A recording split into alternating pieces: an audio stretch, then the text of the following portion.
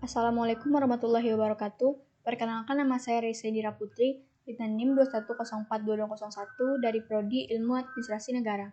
Pada hari ini saya akan presentasikan tentang asas-asas pemerintah. Asas-asas pemerintah. Asas-asas umum pemerintahan yang baik atau disingkat AAUPB adalah prinsip yang digunakan sebagai acuan penggunaan wewenang bagi pejabat pemerintahan dalam mengeluarkan keputusan atau tindakan dalam penyelenggaraan pemerintahan. AAUPB yang dikelompokkan oleh Kunjoro Purbopranoto dalam bukunya yang berjudul Beberapa Catatan Hukum Tata Pemerintahan dan Peradilan Administrasi Negara mengetengahkan 13 asas, yaitu yang pertama, asas kepastian hukum. Asas kepastian hukum memiliki dua aspek, yaitu aspek hukum material dan aspek hukum formal. Dalam aspek hukum material terkait dengan asas kepercayaan. Asas ini menghormati hak yang telah diperoleh seorang berdasarkan suatu keputusan pemerintah. Sedangkan aspek hukum formal memberikan hak kepada yang berkepentingan untuk mengetahui dengan tepat apa yang dikehendaki suatu ketetapan. Yang kedua, asas keseimbangan.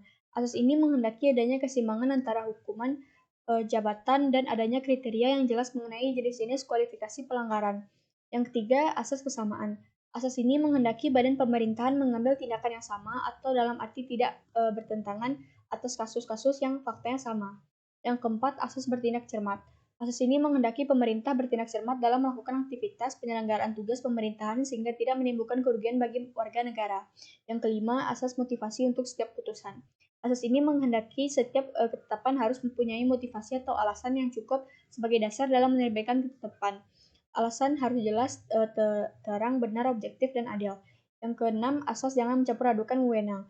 Asas ini menghendaki agar pejabat tata usaha negara tidak menggunakan wewenangnya untuk tujuan lain selain yang telah ditentukan dalam peraturan yang berlaku atau menggunakan wewenang yang melampaui batas. Berikutnya, asas permainan yang layak. Asas ini menghendaki agar warga negara diberi kesempatan yang seluas-luasnya untuk mencari kebenaran dan keadilan, serta diberi kesempatan untuk membela diri dengan memberikan argumen sebelum dijatuhkannya keputusan administrasi. Berikutnya, asas keadilan atau kewajaran. Asas keadilan menuntut tindakan secara proporsional, sesuai, seimbang, selaras dengan hak setiap orang. Asas kewajaran menekankan agar setiap aktivitas pemerintah memperhatikan nilai-nilai yang berlaku di tengah masyarakat, baik itu berkaitan dengan moral, adat, istiadat. Berikutnya, asas perlindungan atas pandangan hidup. Asas ini menghendaki pemerintah melindungi hak atas kehidupan pribadi setiap pegawai negeri dan warga negara. Penerapan asas ini dikaitkan dengan sistem keyakinan, kesusilaan, dan norma-norma yang dijunjung tinggi masyarakat. Berikutnya adalah asas kebijaksanaan. Asas ini menghendaki pemerintah dalam melaksanakan tugas dan pekerjaannya diberi kebebasan dan keleluasan untuk menerapkan kebijakan tanpa harus terpaku pada peraturan perundang-undangan formal. Berikutnya adalah asas penyelenggaraan kepentingan umum. Asas ini menghendaki agar pemerintah dalam melaksanakan tugasnya selalu mengutamakan kepentingan umum, yakni kepentingan yang mencakup semua aspek kehidupan orang banyak. Dalam pasal 3 Undang-Undang Nomor 28 Tahun 1999 tentang penyelenggaraan negara yang bersih dan bebas dari KKN dijelaskan tentang asas umum penyelenggaraan negara, yaitu sebagai berikut. Yang pertama adalah asas kepentingan hukum. Asas dalam negara yang mengutamakan landasan peraturan perundang-undangan, kepatuhan, dan keadilan dalam setiap kebijakan penyelenggaraan negara. Maksudnya, asas ini menghendaki dihormatinya hak yang telah diperoleh seorang berdasarkan suatu keputusan badan atau pejabat administrasi negara. Yang kedua adalah asas tertib penyelenggaraan negara. Asas yang menjadi landasan keteraturan, keselarasan, dan keseimbangan dalam pengendalian penyelenggaraan negara.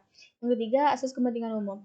Asas yang mendahulukan kesejahteraan umum dengan cara yang aspiratif, akomodatif, dan selektif. Maksudnya, asas ini menghendaki pemerintah harus mengutamakan kepentingan umum terlebih dahulu. Yang keempat, asas keterbukaan. Asas yang membuka diri terhadap hak masyarakat untuk memperoleh informasi yang benar, jujur, dan tidak diskriminatif tentang penyelenggaraan negara dengan tetap memperhatikan perlindungan atas hak asasi pribadi, golongan, dan rahasia negara.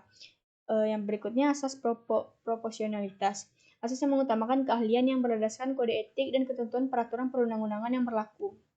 Yang terakhir, asas akuntabilitas. Asas yang menentukan bahwa setiap kegiatan dan hasil akhir dari kegiatan penyelenggaraan negara harus dapat dipertanggungjawabkan kepada masyarakat atau rakyat sebagai pemegang kedaulatan tertinggi negara sesuai dengan ketentuan peraturan perundang-undangan yang berlaku. Baiklah, sekian yang dapat saya sampaikan. Apabila ada kata-kata saya yang salah, mohon dimaafkan. Wabillahi taufiq wal hidayah. Assalamualaikum warahmatullahi wabarakatuh.